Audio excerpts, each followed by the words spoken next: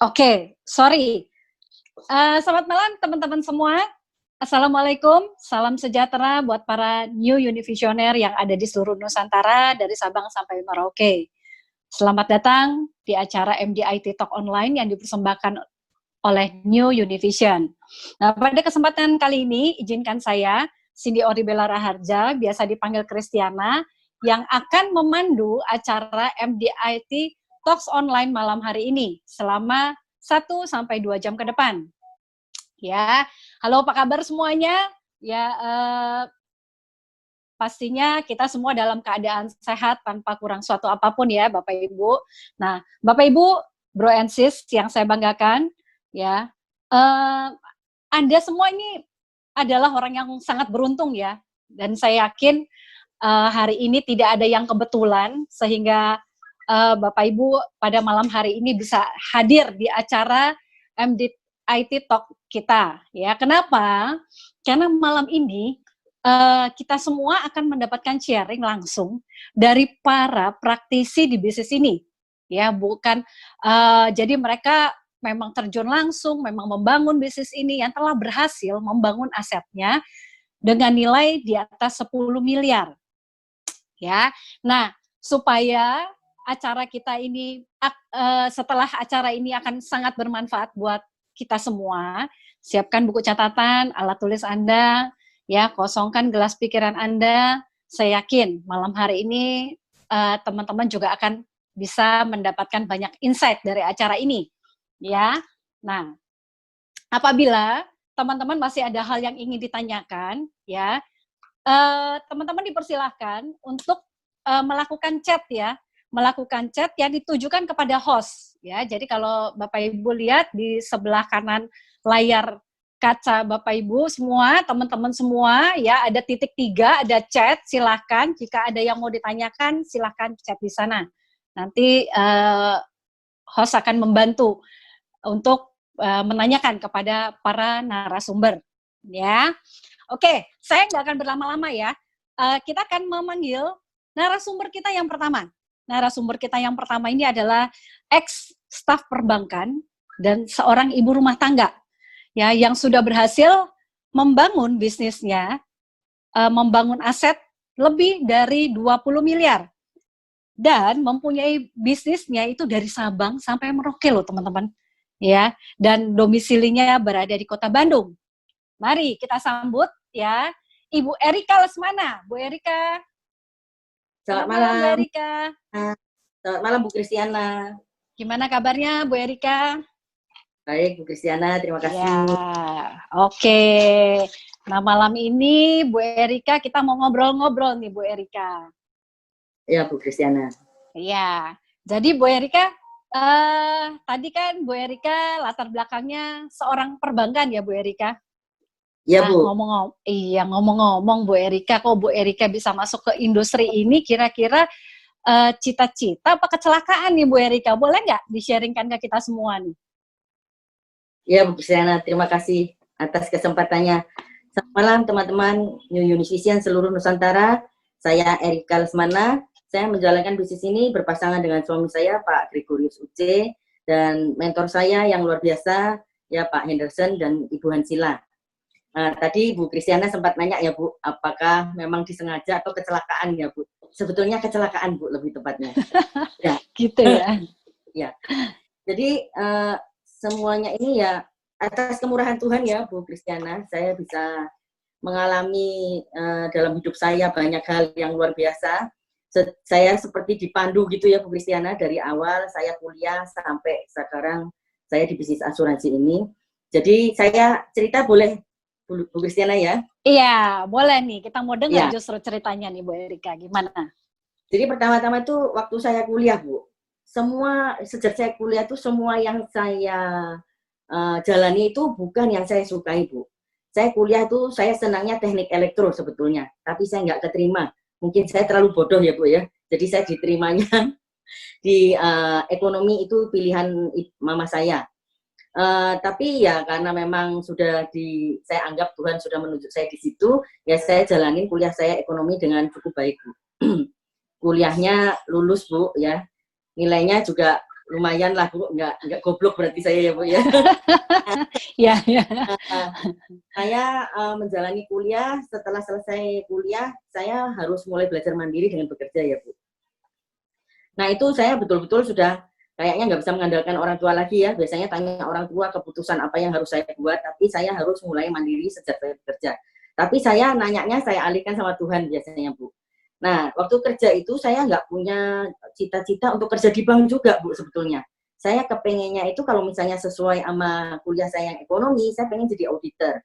Saya daftar di kantor-kantor auditor yang terkenal di Jakarta ya Bu, tapi ya nggak keterima Bu. Ada job fair, saya daftar di situ berbagai macam lapangan kerja, terus yang diterima itu justru perbankan Bu, di 3 bank. Nah, lalu saya berdoa, loh Tuhan kenapa ya saya diterimanya cuma di bank, kenapa kok saya nggak diterima di auditor sesuai yang saya mau. Tapi ya karena saya menganggap ya udahlah dijalanin aja gitu ya. Saya bekerja di bank, ternyata itu sekolah saya Bu Kristiana. Jadi saya di bank itu mendapatkan banyak ilmu ya, dari semua bagian di bank itu saya mendapatkan banyak ilmu dan ternyata ada gunanya juga untuk di bisnis saya selanjutnya gitu Bu. Nah, lalu yang bisnis asuransi ini yang tadi saya bilang kecelakaan itu Bu, saya itu sebetulnya lebih antipati lagi ya Bu dibanding saya nggak keterima di elektro, nggak keterima di auditor, di bisnis asuransi, wah cilaka gitu ya Bu, saya pikir ya. Tapi ya kenapa menjalankan asuransi ya Bu, tadi pertanyaan Ibu. Itu saya menjalankan asuransi itu pertamanya karena mudah Bu. Cerita pertamanya itu, maaf ya teman-teman ada gangguan teknis. Oke. Jadi ceritanya itu saya cerita sama teman saya Bu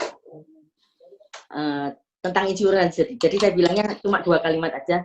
Kamu mau nggak kalau misalnya ada tabungan, kalau kamu sakit kamu stop nabung, nanti ditabungin sama perusahaan sampai umur kamu 65. Cuman itu Bu. Terus teman saya bilang, oh ya mau, bagus. Wah saya kan bingung ya Bu, kok mau ya gitu ya. Ya saya pikir, tapi itu mungkin teman dekat saya, jadi saya pikir, oh dia sungkan sama saya. Lalu saya bilang, saya enggak mau terlalu fokus, tapi saya coba-coba dulu lah gitu. Lalu saya ketemu sama nasabah, saya coba ke nasabah deposito saya yang super sulit, tapi uangnya banyak.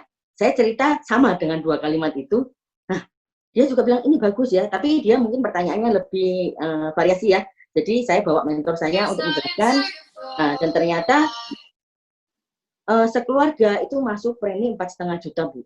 Kebetulan di situ ada temennya yang juga dengarkan, mau masuk premi satu keluarga juga 2 juta. Jadi 6,5 juta ya Bu.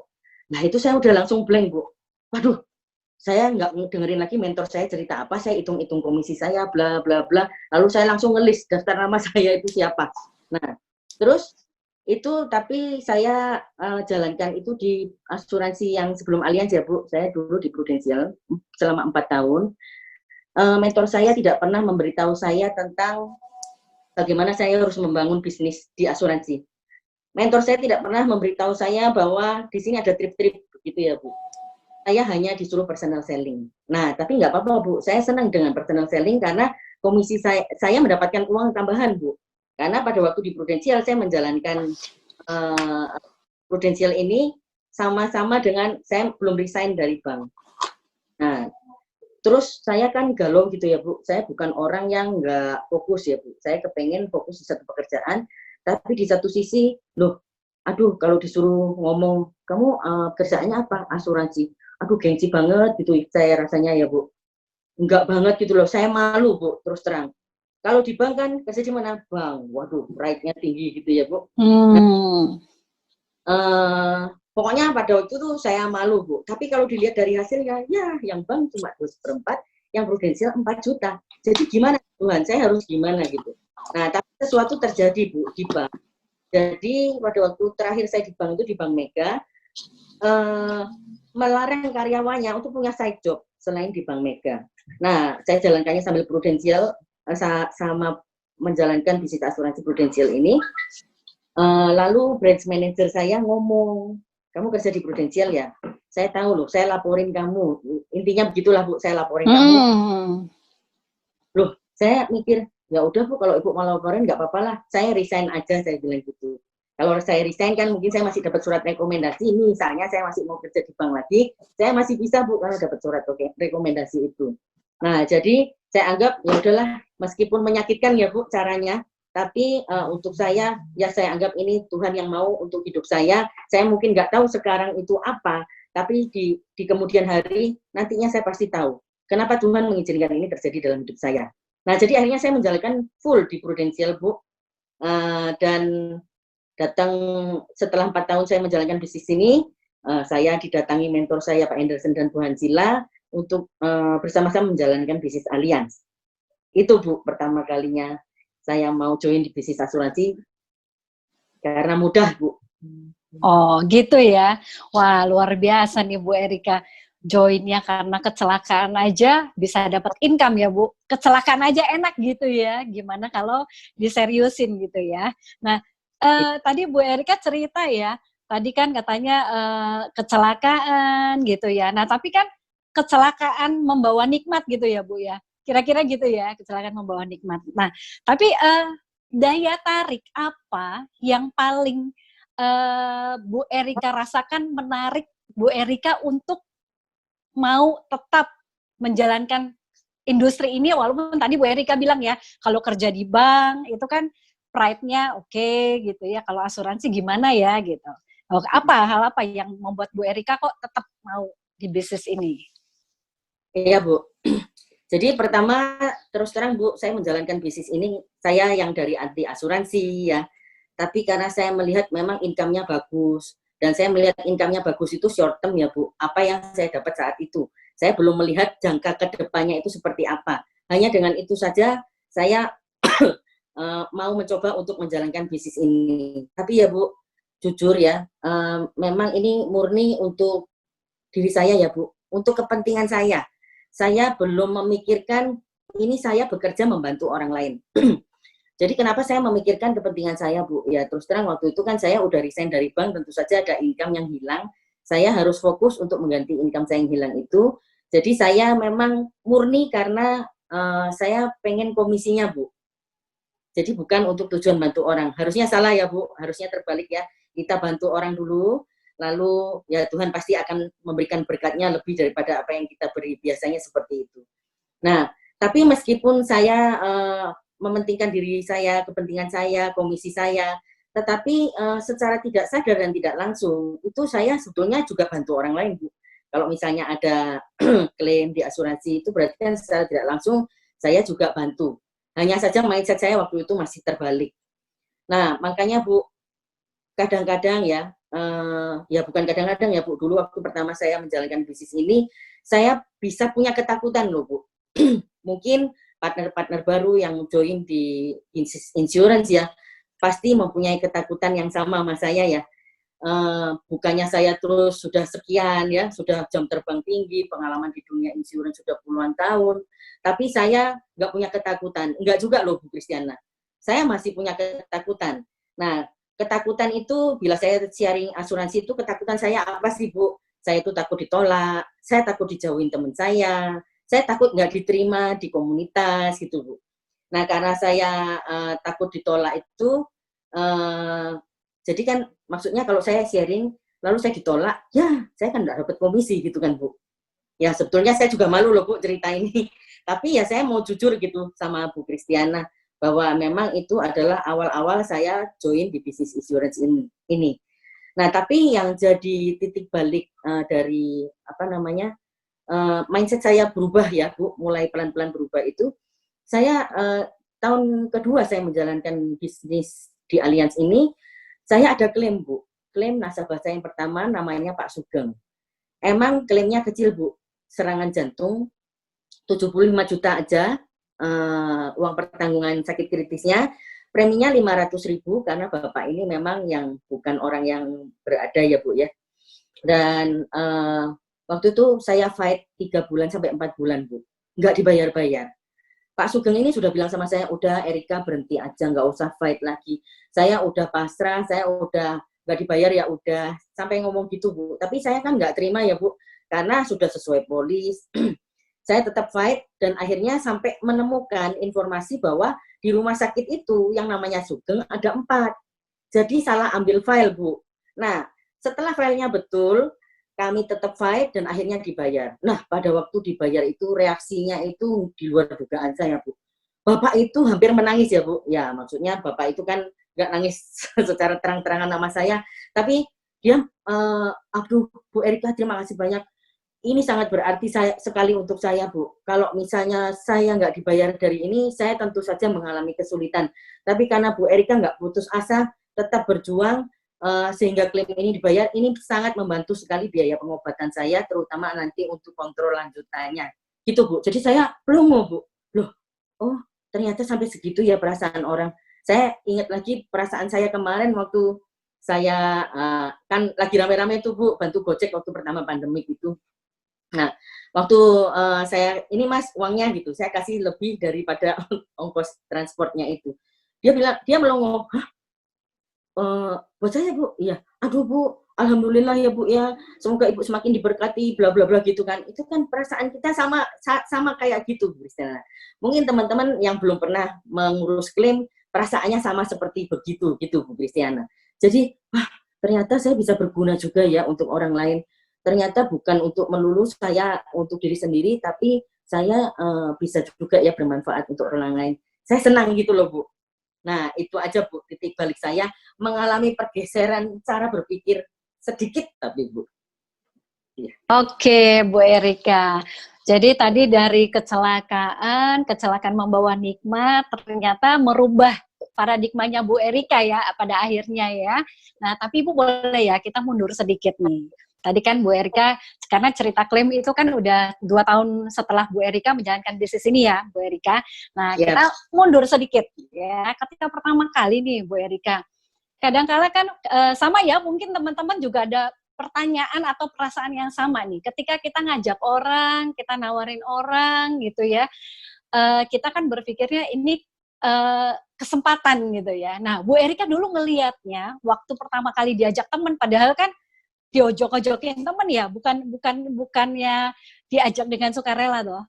Nah, karena diojok-ojokin. Nah, sekarang kalau diojok-ojokin, Bu Erika itu melihatnya ini sebagai sebuah peluang, sebuah kesempatan, atau Bu Erika sebuah paksaan. Nah, ini yang bisa membawa Bu Erika pada langkah-langkah berikutnya. Karena kan langkah pertama nih yang paling penting nih. Nah, langkah pertamanya itu apa, Bu Erika? Boleh nggak sharingin juga nih? Oh iya, Bu Kristiana. Sebetulnya bukan cuma diojok-ojokin, Bu. Saya harusnya berterima kasih sekali pada teman saya ini yang sudah membujuk-bujuk saya. Meskipun dibentak-bentak, dia pantang mundur ya, Bu. Saya harus berterima kasih karena dia orang yang pertama menyadarkan saya bahwa bisnis asuransi itu seperti apa. Kalau nggak ada dia, mungkin saya nggak nyemplung di bisnis ini, gitu aja, Bu. Tapi memang suksesnya gara-gara Pak Anderson ya, Bu ya. Nah, jadi tadi saya udah cerita bahwa saya kan anti asuransi ya, Bu ya. Dan ceritanya saya kemarin itu kan masih kerja di bank. Nah, pada waktu saya lagi galau, ini gimana ya Tuhan, enaknya fokus atau saya mundur dari asuransi, saya tetap di bank aja, atau bagaimana. Tapi karena saya berdoa dan jawabannya itu kayaknya mengarah ke asuransi ya, Bu. Akhirnya saya putuskan, ini kesempatan datang 2 kali nggak ya? Kalau misalnya datangnya cuma 1 kali ini, terus nggak datang lagi, terus kira-kira saya meloloskan kesempatan ini kira-kira gimana gitu ya. Itu kan salah satu kegalauan saya. Akhirnya setelah berdoa saya putuskan tapi bukan putuskan untuk jalankan, tapi hanya untuk mencoba. Oh. Karena saya pikir kalau misalnya saya nggak mencoba, saya nggak akan tahu hasilnya. Tetapi kalau saya mencoba, memang masih ada 2 kemungkinan, gagal atau berhasil. Kalau gagal, ya nggak apa-apa, Bu, saya anggap aja itu pembelajaran. Tapi saya pada waktu mencoba itu, saya kan nggak mengira, Bu, kalau sekarang ini saya bisa menerima berkat yang begitu luar biasa ya, Bu ya. Jadi saya bersyukur karena saya dulu berani memutuskan untuk mencoba. Tapi Bu, saya mencobanya bukan yang asal coba-coba ya, Bu ya. Saya mencobanya itu akhirnya saya putuskan untuk resign dari bank itu kan, Bu. Dan saya itu salah satu keputusan yang terberat saya juga, resign dari bank itu. Saya mau fokus, mencobanya dengan fokus, Bu. Seluruh tenaga saya. Uang, misalnya kalau prospek-prospek orang kan kita butuh transportasi atau apa. Dalam posisi saya udah resign dari bank kan itu pasti saya ada berkorban di situ. Waktu saya juga harus fokus, Bu. Jadi saya fokuskan seluruh energi saya, uang saya, waktu saya untuk mencoba di bisnis ini 3 bulan. Saya nggak mau lama-lama. Saya buang waktu saya kalau saya lama-lama nyobanya gitu loh. Dalam 3 bulan kalau ada suatu perubahan yang cukup memuaskan, saya nggak ngambil keputusan untuk terus loh Bu. Saya akan memutuskan 3 bulan lagi saya coba lagi. Kalau selama 3 bulan lagi berarti total 6 bulan. Ternyata hasilnya cukup signifikan ya Bu. Saya akan komitmen untuk ini jangka panjang. Itu Bu Kristiana. Jadi saya menjalankan bisnis ini 2003 sampai 2007 di Prudential dan di Allianz 2007 sampai 2020. Berarti komitmen saya pas ya Bu, panjang ya Bu ya. Betul serius di bisnis ini, bukan coba-coba lagi Bu. Oke, iya luar biasa ya Bu Erika. 13 tahun itu bukan perjalanan yang singkat ya gitu ya. 16 Bu. Oh iya, totalnya 16 ya di industri ini ya, luar biasa. Nah, Bu Erika, tadi saya lihat Bu Erika tetap bersemangat, mau berbagi dengan teman-teman kita seluruh Nusantara, dari Sabang sampai Merauke.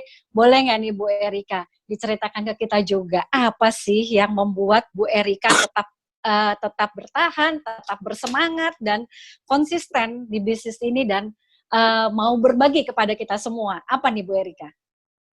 Ya Bu Kristiana, sebetulnya saya simple ya Bu ya. Pada waktu join di Prudential itu, saya tadi udah cerita bahwa saya hanya disuruh jualan, dan saya tidak diberitahu jenjang-jenjangnya untuk masa depan seperti apa, lalu saya tidak diberitahu tentang trip. Padahal kalau dulu mentor saya itu memberitahu saya tentang trip, waduh, mungkin nasib saya tidak seperti ini nih Bu. Nah, pada waktu Pak Henderson mengajak saya ke bisnis ini, Bu Hansila mengajak saya ke bisnis ini, Pak Henderson itu transparan sekali Bu, semuanya dijelaskan. Jadi jenjang karirnya seperti apa yang harus saya tuju supaya saya bisa mencapai impian saya, maksudnya goalnya kan harus ke posisi yang tertinggi gitu ya Bu ya. Lalu Pak Henderson terakhir menjelaskan tentang tripnya Bu. Nah ini yang saya cari-cari, sampai saya bilang, masa iya sih bisa? Iya, cuma omset 300 juta aja pada waktu itu. Kamu udah bisa ke Korea? Hah? Ke Korea? Waduh, Korea itu makanannya saya suka banget loh Bu Kristiana. Saya kalau ke restoran-restoran gitu banyak kan yang ke Korea gitu. Lalu Pak Henderson bilang, nanti kita perginya pas winter loh. Waduh, saya udah belum pernah keluar negeri Bu. Udah gitu disuruh perginya pas winter lagi. Saya happy banget Bu. Makanya itu saya langsung set goal saya Bu. Karena impian itu tadi saya set goal saya. Saya join Maret, goalnya terjadi di Desember harus 300 juta. Berarti saya punya waktu 9 bulan ya Bu, 300 juta. Saya breakdown Bu setiap bulan. Berarti 300 juta dibagi 9 berapa? Itu yang harus saya kejar setiap bulan, sehingga memudahkan saya untuk on track Bu, supaya saya bisa capai. Nah, karena saya punya impian, saya setting goal jangka panjang sampai Desember, saya setting goal tiap bulan, dan saya komitmen untuk mencapai, karena saya memang kepengen sekali pergi ke Korea pas winter. Akhirnya, puji Tuhan Bu, saya bisa capai, dan capainya bersama Pak Henderson, dan kami berdua pergi ke Korea bersama-sama. Itu saya senang banget Bu. Kesan pertama begitu menggoda Bu. Lalu Bu, nah lalu itu pertama saya ya, pertama. Tahun kedua itu pencapaiannya lebih sulit kalau menurut saya Bu. Dan itu pencapaian ke Italia. Nah, waktu Italia itu adalah impian saya sejak SMA. Karena pada waktu SMA, mama saya itu pergi ke Eropa. Cerita macam-macam Bu. Waduh bagus, foto-foto ya. Lalu icon-icon negara-negara masing-masing itu. Saya sampai suatu saat, saya harus bisa pergi. Saya harus bisa planning bagaimana saya mempunyai uang untuk saya pergi ke sana. Dan saya ke sana pasti kan nggak akan sendiri ya. Berarti harus ada sejumlah besar uang. Waktu itu untuk saya sejumlah besar uang untuk saya pergi ke sana gitu ya Bu ya. Nah, tapi ternyata di tahun kedua, wah Italia, kesempatan saya ini saya bisa pergi gratis, nggak usah nabung-nabung gitu kan. Nah akhirnya saya set goal lagi seperti tahun pertama, destinasi Italia, lalu goal saya berarti 12 bulan ya. Waktu itu saya nggak ingat berapa Bu, tapi yang berat untuk saya adalah setiap bulan saya harus closingnya 8 orang, 7 sampai 8 orang, cases ya. Nah itu berat untuk saya. Saya bilang begini, Tuhan kalau misalnya Tuhan izinkan, ya tolong Tuhan penuhi setiap bulan saya target saya ini. Tapi kalau enggak, ya udah enggak apa-apa. Yang penting saya sudah memberikan yang terbaik dari diri saya. Selanjutnya saya serahkan sama Tuhan. Dan ajaibnya Bu, setiap bulan itu udah mepet-mepet, udah doa-doa, udah nangis-nangis, dipenuhi, gitu-gitu Bu. Sampai akhirnya itu terjadi Bu. Nah, dari 2 kejadian ini saya belajar bahwa kalau kita, kalau saya nih set tahu impian saya apa, saya setting goal, lalu saya komitmen untuk mencapai itu. Saya percaya kalau ada kemauan, pasti ada jalannya, Bu. Nah, tapi tentu saja itu dulu dengan mindset yang lama ya, Bu. Saya personal selling ya. Nah, saya tetap diingatkan oleh Pak Henderson dan Bu Hansila untuk membangun bisnisnya, Bu. Tapi pada waktu itu saya belum tertarik karena kalau saya setting goal pribadi, saya mau apa, saya bisa tentukan dari diri saya. Kalau saya dari orang lain, kan saya nggak bisa paksa orang untuk mencapai goal mereka juga kalau mereka nggak punya kemauan untuk mencapainya gitu kan Bu. Itu Bu pertanyaannya, jawaban dari pertanyaan Bu. Iya, luar biasa ini Bu Erika. Nah Bu Erika ini ada chat nih dari teman-teman. Tadi mungkin mereka tergelitik dengar Bu Erika ini punya bisnisnya dari Sabang sampai Merauke. Nah ini ada pertanyaan yang masuk. Mereka tanya gimana caranya Bu Erika bisa membangun bisnisnya dari Sabang sampai Merauke. Apa emang direncanain gitu dari awal waktu padahal masuk aja udah kecelakaan ya Bu? Ya, jadi saya yakin kan mungkin dari Sabang sampai Merauke juga nggak tahu nih. Kita mau dengar langsung dari Bu Erika. Memang direncanakan atau seperti apa nih Bu Erika? Coba nih. Dan mungkin gimana caranya atau ada alat bantu apa yang Bu Erika pakai sehingga bisa membantu Bu Erika untuk membangun bisnis ini? Gitu. Ya, silakan Bu Erika. Ini pertanyaan yang agak sulit ya Bu ya. Ya, yang saya lakukan itu saya terinspirasi dengan sharingnya Pak Jenik pada waktu saya core leader weekend. Pak Jenik waktu itu mengatakan bahwa saya punya kartu satu deck. Kartu remi itu isinya 52 ya Bu, dan 2-nya joker. Ternyata joker-jokernya juga ada banyak ya Bu, tapi saya tidak melihat ke jokernya. Saya melihat saya punya 4 as di situ. Pak Jenik mengatakan kalau kita mengocok kartu itu, maka asnya itu kan kita tidak tahu ada di sebelah mana. Nah, puji Tuhannya saya menemukan as saya yang pertama itu di deck paling atas Bu Kristiana. Nah, jadi itulah yang membuat bisnis kami bisa berkembang seperti yang Bu Kristiana tadi bilang dari Sabang sampai Merauke itu karena saya menemukan as saya yang pertama. Berarti saya masih punya 3 as lagi Bu yang harus saya cari. Dan sampai sekarang saya masih mencari as-as saya itu di mana. Saya kepengen mencari orang-orang tepat saya itu di mana, sehingga seperti as saya yang pertama ini, saya mengharapkan as saya yang pertama tadi itu mempunyai hidup yang lebih baik ya Bu, dari hidup yang sesuai dengan apa yang dia cita-citakan dan dia impikan gitu Bu. Saya kepengen membantu 3 as lagi gitu Bu. Jadi saya sampai sekarang masih mencari as-as itu Bu. Lalu saya sejak bergabung di bisnis support system New Univision ini Bu Kristina, saya merasa lebih excited ya Bu, karena di sini sudah tersusun dari terapi. Terutama saya paling berpegang pada 3 prinsip dasar itu ya Bu. Yang nomor 1 kan konsultasi. Nah, konsultasi ini gunanya untuk saya adalah kalau misalnya saya punya problem di diri saya sendiri, saya pasti akan nanya pada mentor saya Pak Henderson dan Bu Hansila. Bagaimana kalau saya punya problem pribadi, apa yang harus saya atasi dari pribadi saya sendiri. Dan kalau misalnya saya juga punya problem di tim gitu ya, saya selalu konsultasi pada Pak Henderson dan Bu Hansila. Bagaimana cara memecahkan problem-problem mereka, bagaimana membuat mereka lebih maju, bagaimana saya supaya bisa bertindak sebagai leader yang wise ya, yang bijaksana, yang bisa menyampaikan dengan benar, menanyakan dengan benar ya ke mereka sehingga mereka bisa memecahkan problem mereka sendiri dan tim juga gitu Bu. Nah itu saya selalu konsultasi dengan mentor saya Pak Henderson dan Bu Hansila. Lalu yang kedua kan edifikasi Bu. saya selalu menyebut nama Pak Henderson gitu ya Bu. Kalau misalnya saya dengan tim, kira-kira ini apa yang saya sampaikan ini, itu saya pernah loh konsultasi sama Pak Henderson. Dan Pak Henderson itu ceritanya seperti ini. Nah, nanti kalau misalnya ada yang saya nggak tahu gitu ya Bu, saya pasti akan bilang, nanti ya saya tanya dulu sama Pak Henderson gitu.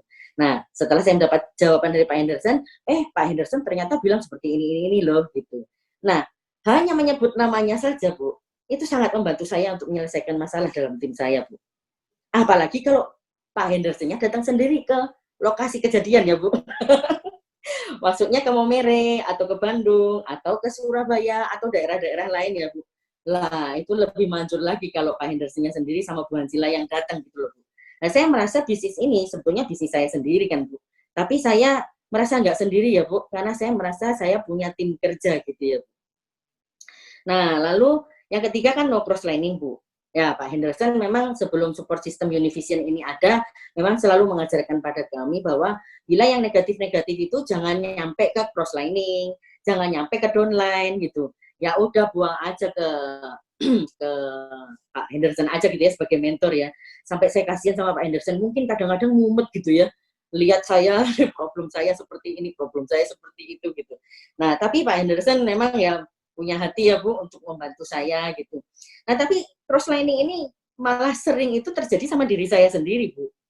Kadang-kadang kalau misalnya lihat tim ya, ini tim kok udah diarahkan sesuai dengan arahan mentor, kok nggak sesuai sama yang diharapkan gitu ya. Mungkin mereka punya kendala apa, tapi saya kan jadi cross liningan sama diri sendiri. Ini gimana sih? Terus jadi saya harus bagaimana?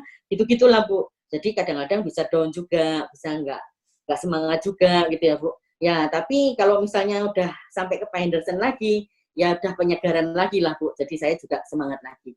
Jadi saya belajar ya cross lining sama diri sendiri buat apa sih? Merugikan diri sendiri gitu loh Bu menurut saya. Jadi saya mending cross liningan sama cross line. Salah ya Bu ya. Sama mentor Bu. Iya. Nah, Oke. itu Bu. Saya itu yang mempermudah saya sejak adanya Univision ini juga membuat saya semakin bersemangat karena saya mempunyai banyak teman Bu di seluruh Nusantara. Oke, iya luar biasa nih Bu Erika. Terus Bu Erika, satu lagi nih Bu Erika. Tadi kan Bu Erika udah cerita ya di sini bisnis ini people business gitu ya. Terus juga tadi udah ada sih sedikit-sedikit yang Bu Erika ceritakan kendala-kendalanya. Boleh nggak Bu Erika, karena Bu Erika nih punya grup yang luar biasa dari Sabang sampai Merauke, biasanya nih menurut pengalamannya Bu Erika nih, soalnya ada yang nanya nih Bu Erika, dari Sabang sampai Merauke kira-kira problemnya sama apa enggak sih? Kalau sama problem apa sih yang biasanya kebanyakan Bu Erika temui dan mostly hampir semuanya kurang lebih hampir sama. Biasanya kendala apa nih Bu? Iya, boleh Bu diceritakan. Ini pertanyaannya juga sulit tuh Bu. Saya kok kebagian yang sulit-sulit ya Bu ya. Nah, soalnya MDIT bintang 2 Bu. Nah, jadi gini Bu Kristiana, sebetulnya kendalanya atau kesulitannya kalau saya lihat dulu memang di eksternal ya Bu, karena kita kan bekerja ya seakan-akan seperti sendiri ya Bu. Kita nggak punya guidance gitulah istilahnya. Tapi sejak ada support system Univision ini, menurut saya yang eksternal itu udah nggak problem lagi Bu. Jadi misalnya seperti kita ada sharing sama orang, atau kita mau rekrut partner baru, atau kita butuh skill untuk mengembangkan diri, mengembangkan skill kita, itu semuanya udah tersedia di support system Univision atau Univision Go Bu. Saya kira sih untuk saya nggak ada masalah di bidang yang eksternal ya Bu. Justru yang paling sulit itu adalah dari diri sendiri Bu. Nah, dari diri sendiri itu saya rasa mungkin banyak teman-teman juga ya yang mengalami kondisi seperti saya ya. Kesulitan saya itu kalau misalnya saya lagi di zona nyaman tuh Bu. Itu rasanya mau melakukan aktivitas itu kok nanti ada yang lain yang lebih penting gitu kan. Sampai kadang-kadang ya mohon maaf loh Bu. Ya ini jeleknya zona nyaman ya. Nonton sinetron lebih utama dari aktivitas gitu loh Bu. Lah itu kan drakor gitu ya. Nah, saya enggak Bu, saya lokalan aja Indonesia Bu. Nah, itu zona nyaman Bu. Itu menurut saya bahaya laten, Bu. Berbahaya sekali untuk saya itu, Bu. Lalu kalau saya tidak punya impian, Bu. Dulu kan impian saya jelas ya, Bu. Wah, saya kepengen trip ke luar negeri setiap tahun dengan gratis. Dan setiap kali punya impian, setting goal, jangka panjang, jangka pendek, punya komitmen, saya selalu bisa capai, tapi lama-lama bosen, Bu. Karena juga nanti ada trip-trip yang diulang. Jadi saya mau cari impian saya lagi itu impian apa gitu ya. Kalau kalau saya pas nggak nemu impian saya, itu juga saya nggak terlalu semangat ya, Bu. Saya aktivitas tetap, cuman nggak seperti sekarang kalau saya punya impian. Lalu kalau nggak punya impian, tentu saja saya pasti nggak akan setting goal kan, Bu. Dan setting goal, kalau misalnya pun saya setting goal, saya asal-asalan, Bu. Misalnya, ya paling enggak tahun ini saya sama unit 300 sampai 600 juta. Udah itu aja. Terus nanti setting goal yang bulanan, karena saya bersama unit, ya unitnya kalau mau capai. Kalau misalnya enggak, terus gimana? Ya jadi agak malas-malasan juga gitu loh, Bu, untuk memenuhi goal-goal saya. Lalu yang satu ini, Bu, masih terjadi sama saya sampai sekarang. Saya takut ditolak orang. Itu kendalanya, Bu. Banyakan dari diri sendiri, Bu. Beneran, Bu. Kalau yang lain-lain itu gampang, Bu. Kalau dari sendirinya sudah beres. Kita sudah tahu apa seperti yang saya sebutkan tadi, impian, goal, dan lain-lain. Itu kalau kita punya kemauan, tidak ada yang tidak bisa, Bu. Pasti bisa. Semua orang pasti bisa. Gitu, Bu Kristiana. Oh, oke. Nah, Bu Erika nih kan udah 13 tahun nih di bisnis ini, di industri ini udah 17 tahun ya Bu Erika ya. Jadi pasti nggak baru pertama kali ngalamin hal seperti ini. Nah, mungkin ya Bu, sempat udah beberapa kali mengalami hal ini, tapi kan Bu Erika masih ada di bisnis ini. Berarti Bu Erika udah tahu nih, udah pernah ngalamin, ada tipsnya nggak Bu yang boleh di-sharing? Jadi kan mungkin ada di antara kita nih yang lagi hari ini, aduh gimana ya gitu. Nah, Bu Erika boleh nggak sharingin ke kita tipsnya gimana kalau menghadapi hal yang tadi Bu Erika ceritakan ke kita? Yang tadi ya, Bu ya? Iya, kendala Ya, yang ya. tadi, ya. Berarti yang tadi itu zona nyaman ya, Bu ya, yang pertama. Iya. Nah, kalau saya merasa saya zona nyaman, terus itu saya belum sadar karena saya masih nonton sinetron misalnya gitu ya, Bu, atau saya melakukan hal-hal yang nggak penting gitu. Kalau itu udah keterusan gitu, saya udah mulai menyadari, saya akan coba ingat-ingat lagi gitu loh. Untuk apa sih saya masih mau cari as-as saya yang lain? Kenapa sih saya masih mau berjuang di bisnis ini? Ya, kalau misalnya, mohon maaf dulu Bu, saya nggak bermaksud sombong ya. Saya pikir Tuhan sudah ngasih saya berlimpah-limpah, Bu. Saya udah merasa cukup dengan hidup saya seperti ini gitu, Bu. Ya, maksudnya kalau nggak aktivitas pun nggak apa-apa lah gitu ya. Cuma sekali lagi saya tetap mau di bisnis ini tuh karena saya kan harus memikirkan anak saya ya, Bu.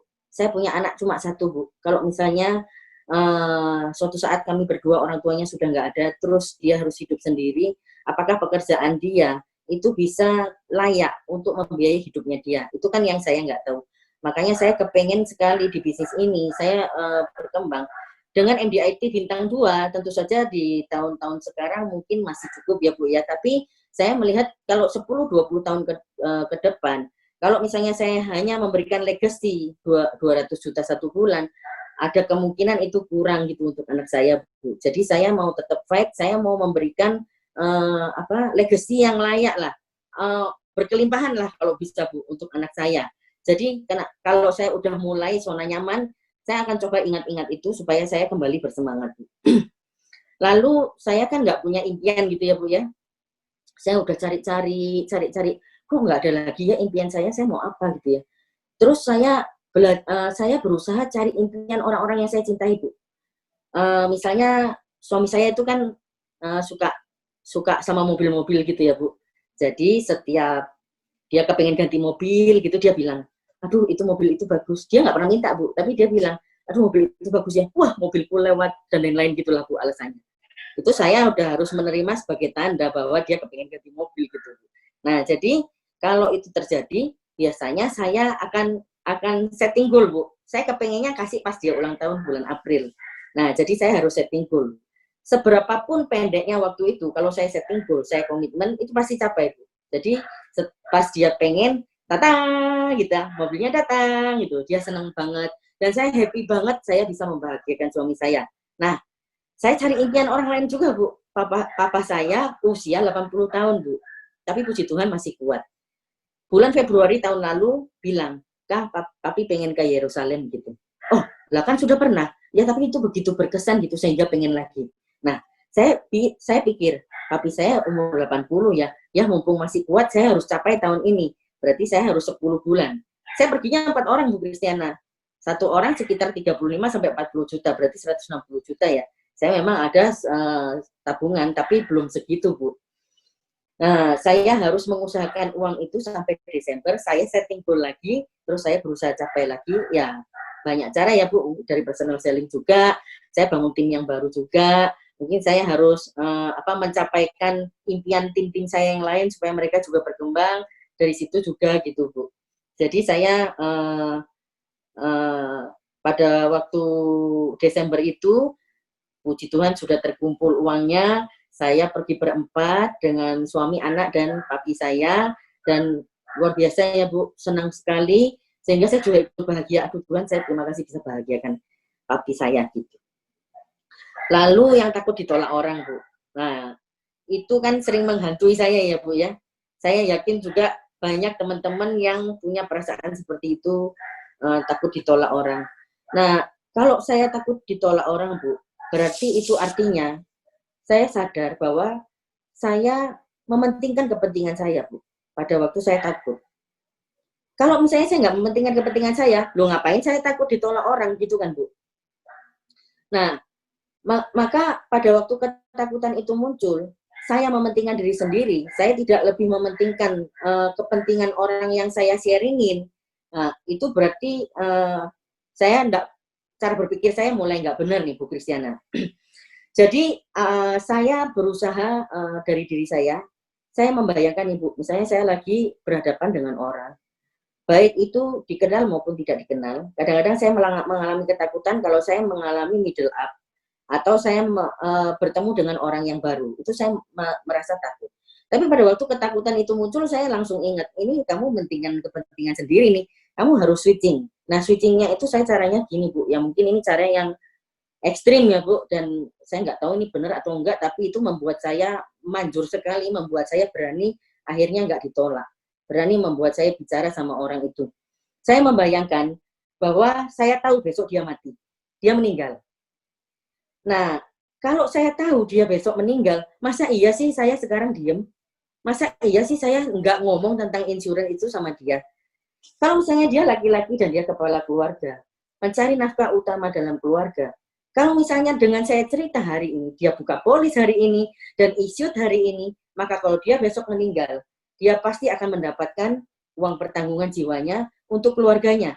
Supaya keluarganya tetap mempunyai gaya hidup, sama seperti pada waktu si kepala keluarga ini hidup. Jadi, saya betul-betul membayangkan bahwa besok akan terjadi resiko sama dia, sehingga saya benar-benar bisa bicara dari hati untuk menolong dia. Gitu Bu Kristiana. Ketakutan saya 4 itu Bu. Wah, luar biasa nih ya. Kita udah dapat tipsnya juga dari Bu Erika nih ya malam ini. Oke Bu, ini ada banyak banget pertanyaan yang masuk, tapi nggak apa-apa. Ini ada satu hal lagi yang kalau saya kepengen banget nih denger ceritanya Bu Erika. Ya, apa sih yang paling Bu Erika syukuri dengan Bu Erika bergabung di bisnis ini? Gitu. Nah ini kita mau dengar ini dulu Bu Erika. Boleh Bu Erika di-sharing dulu? Ya Bu Kristiana, terima kasih. Hal yang paling membahagiakan untuk saya, ya tentu saja karena impian-impian saya banyak tercapai ya Bu Kristiana. Saya trip-trip luar negeri setiap tahun dapat gratis dari Allianz, saya dapat, itu puji Tuhan. Saya bersyukur juga sama Tuhan, Tuhan sudah memberikan saya kehidupan yang penuh kelimpahan. Kami bisa punya rumah hasil dari keringat kami sendiri. Kami bisa beli mobil yang ya menurut ukuran orang-orang cukup bagus ya Bu. Lalu saya bisa membahagiakan suami saya, anak saya, bahkan mungkin orang tua saya juga. Dan ya sebetulnya ini juga berawal dari penyesalan saya ya Bu, pada waktu saya masih belum belum mempunyai cukup uang, saya kan kehilangan adik bungsu saya itu pada tahun 2002 ya Bu ya. Nah pada tahun 2002 itu ini adik saya ini yang paling kecil. Di tahun 2002 itu dia meninggal karena kecelakaan. Pada waktu itu dia minta anak anjing, itu saya nggak bisa kasih. Liz, saya nggak punya uang. Adanya cuma 20.000. Kamu punya uang berapa? Saya punya 30.000. Jadi anjingnya itu harga 50.000 waktu itu tahun 2002 itu teman-teman. Bu Kristiana. Jadi kami membeli anjing itu di pinggir jalan.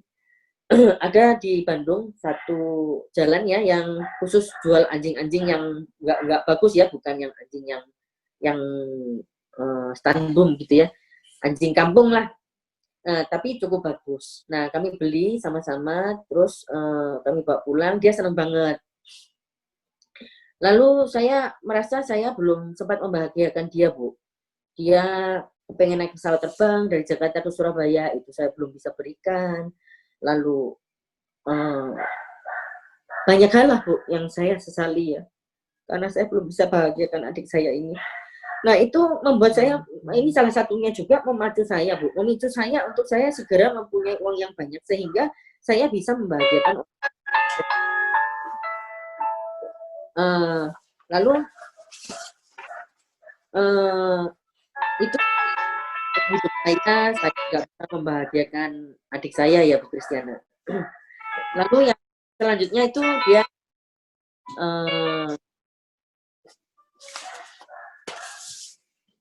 lalu selanjutnya tolong slide yang berikutnya Pak Adi. Ini adik saya lulus SMP, ini udah lewat ya teman-teman. Boleh tolong slide berikutnya Pak.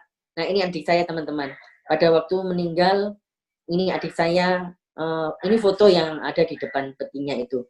Masih sangat muda ya. Dan belum sempat saya bahagiakan. Minta tolong slide selanjutnya Pak Adi Guna. Nah ini mami saya teman-teman. Mami saya orangnya energik ya. Penuh semangat. Aktivitasnya di gereja itu luar biasa. Sampai waktu di gereja lebih banyak daripada di rumah. Mami saya begitu aktif sampai ya kami anak-anaknya maklum ya, mami saya bahagia sekali dengan aktivitasnya sehingga meskipun kami jarang berkumpul di rumah, tapi sekalinya berkumpul kalau malam biasanya kami mempunyai waktu yang berkualitas dengan mami. Slide berikutnya Pak. Teman-teman, mami saya didiagnosa penyakit gagal ginjal pada tahun 2015. Ini tangannya itu ditaruh di pahanya ya, itu karena baru operasi penyambungan pembuluh darah, supaya kalau dicuci darah itu bisa cepat ya teman-teman. Itu kalau dipegang itu ser darahnya itu cepat sekali gitu. Nah itu supaya mempermudah mami saya cuci darah. Dan mami saya itu paling takut sama jarum. Sehingga kalau misalnya kalau lagi cuci darah dan lagi dipasang itu alatnya, itu teriak-teriak sampai seruangan ruang dialisis itu kedengeran mami saya yang teriak-teriak. Begitu takutnya sama jarum gitu. Nah, saya merasa merasa kasihan ya mami saya udah energi gitu sekarang harus menderita sakit seperti ini dan ya saya hanya bisa mendoakan dan menemani mami saya pada waktu cuci darah. Nah, ini pada tahun 2017 mami saya kena meningitis teman-teman, Bu Kristiana. Kena meningitis karena mami saya terlalu banyak berbaring sehingga cairannya itu ada yang naik ke otak, begitu menurut dokter. Karena saya bukan dokter, jadi dokter menjelaskan begitu. Selama 1 bulan dirawat di Indonesia tidak ada kemajuan. Akhirnya kami sekeluarga putuskan untuk membawa mami saya ke Kuala Lumpur dengan air ambulans yang biayanya 150 juta Bu Kristiana. Nah ini pada waktu mami saya berada di Kuala Lumpur. 2 minggu pertama meningitisnya membaik dan sembuh. Lalu mulai belajar jalan, tapi setelah itu mami saya mengalami kejang ya. sehingga koma. Pada waktu itu dokter bilang kami akan memberikan obat 3 tingkat. Kalau tingkat ketiga ternyata nggak berhasil, berarti dokter angkat tangan. Nah, saya cepat-cepat pergi ke sana bersama keluarga. Kami ingin mendampingi mami ya, meskipun nggak bisa dengar, meskipun koma, tapi kan banyak orang yang bilang kalau koma dibisikin aja, diajak ngomong, itu nanti kan mungkin mami bisa sadar gitu kan. Nah, ini mami saya selama akhirnya total 1 bulan di Kuala Lumpur itu menghabiskan uang sekitar 500 sampai 600 juta teman-teman. Nah, pada waktu kami lagi menjaga mami di Kuala Lumpur, papi saya terkena serangan jantung dan harus di ring 2 menghabiskan biaya 140 juta. Ini saya nggak sedih teman-teman, karena kali ini saya merasa saya bahagia sekali di bisnis ini. Karena saya bisa mengumpulkan uang sehingga saya bisa membiayai pengobatan mereka berdua. Sebetulnya apa sih teman-teman yang bisa kita berikan untuk orang tua kita ya? Kita dipelihara dari kecil, dilahirkan, dipelihara dari kecil, diberikan kasih sayang. Apa sih yang bisa kita balas untuk orang tua kita? Ya, kita cuma bisa balas. Mungkin papi saya yang masih sehat, saya bisa senangkan dengan jalan-jalan ke luar negeri, atau apapun lah yang papi saya mau. Dan saya hanya bisa menunjukkan bagi saya pada mereka dengan membiayai pengobatan mereka. Dan saya merasa bersyukur sekali, bahagia sekali. Tuhan menempatkan saya di sini meskipun di awalnya dulu saya meragukan, saya masih mempertentangkan betul enggak Tuhan, betul enggak Tuhan. Tapi ternyata setelah saya mengikuti apa yang menurut saya itu hikmat ya teman-teman, hidayah gitu ya mungkin ya, itu akhirnya Tuhan memberikan segala yang saya impikan seumur hidup saya di bisnis ini. Gitu Bu Kristiana. Maaf saya agak emosional karena setiap kali saya melihat foto ini, adik saya, orang tua saya, itu saya mesti nggak tahan Bu. Baik Bu Erika, luar biasa ya. Jadi banyak hal yang Bu Erika dapetin dari bisnis ini ya Bu Erika ya. Ya, Bu. Oke, Bu Erika, mungkin ini ada satu pertanyaan lagi. Ini saya terima chat dari teman-teman ya. Pertanyaannya, apa sih? Tadi kan Bu Erika udah bilang ya. Jadi yang mau ditanyakan adalah, Bu Erika punya nggak sih tim-tim yang ibu rumah tangga? Gimana sih caranya biar Bu Erika mengajak mereka juga yang tim-timnya ibu rumah tangga? Iya Bu. Saya punya ibu rumah tangga yang di Bandung ya Bu. Itu pertamanya itu, ini ceritanya adalah saya mulai menuruti apa yang Pak Henderson dan Bu Hansila sarankan pada saya, yaitu membangun bisnis. Terus terang saya menjalani bisnis ini cukup lama dengan personal selling, saya nggak tahu cara membangun tim seperti apa. Saya minta bantuan Pak Henderson dan Bu Hansila untuk membantu saya. Gimana sih caranya kalau JFW rekrut itu? Boleh nggak Pak Henderson, Bu Hansila? Kasih contoh saya. Saya ada satu nih teman yang mungkin bisa menjadi apa ya, dia ingin mencapai impiannya. Siapa tahu di bisnis ini bisa tercapai impiannya. Tapi boleh nggak sih saya minta bantuan untuk gimana sih caranya gitu. Nah, ibu rumah tangga yang ini namanya Bu Lingling ya. Nah, Bu Lingling ini ternyata setelah Pak Henderson cari impiannya, lalu tahu goalnya juga, berkomitmen mau serius di bisnis ini, dan kemudian kami bekerja sebagai tim ya. Kalau misalnya ada yang tidak dimengerti, ya saya konsultasi lagi. Akhirnya Bu Lingling ini membentuk suatu tim sendiri ya Bu ya, dan timnya berkembang cukup cepat, mempunyai income yang cukup signifikan di timnya Bu Lingling, sehingga saya bahagia ya karena Bu Lingling selalu laporan nama saya nih, Ci Erika terima kasih karena ngajak saya di bisnis ini, karena Ci Erika ngajak di bisnis ini saya bisa renov rumah saya yang bertahun-tahun saya kepingin renov, saya nggak punya uang. Terima kasih Ci Erika, saya udah bisa beli mobil Serena, mobil saya nggak pernah saya punya mobil yang semewah ini, dia bilang. Lalu dia mulai invest. Ci Erika terima kasih ngajak di bisnis ini, saya udah bisa invest pohon jati, gitu-gitu Bu Kristiana. Nah, saya senang. Nah, sebetulnya di tim ibu-ibu ini, mereka kan punya waktu kan Bu Kristiana. Kalau dari mereka antar sekolah sampai mereka pulang sekolah, suami mereka bekerja, anak mereka sekolah, mereka mempunyai waktu luang di sini.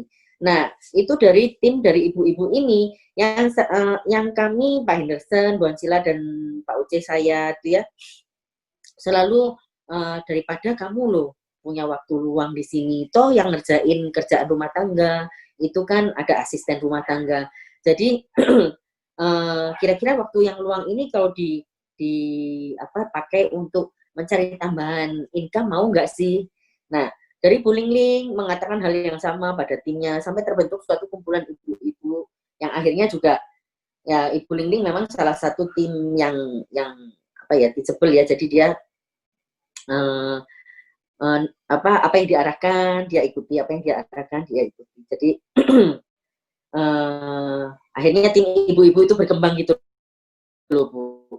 Jadi kita ngomongnya adalah waktu luang kalau dibuat untuk gosip atau untuk shopping-shopping kan baiknya untuk tambahan income ya. Karena kan meskipun kecukupan dari suami, biasanya perempuan suka ada biaya kenakalan ya Bu. Beli tas, beli sepatu, beli baju ya. Kalau misalnya minta sama bapak-bapaknya kan diomelin tuh Bu.